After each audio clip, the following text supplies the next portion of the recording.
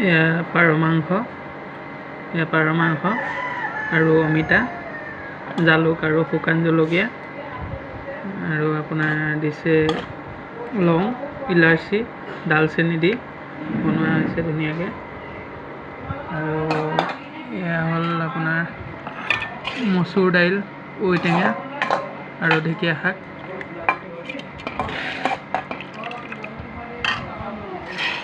এয়া হ'ল গোল নেমু, কণ জলকীয়া আৰু এয়া ঘিউ জলকীয়া। এয়া হ'ল ভাততো লৈছোঁ গোল নেমু 1 পিচ, কণ জলকীয়া 2টা আৰু ঘিউ জলকীয়া 1টা। এতিয়া খাব লাগে।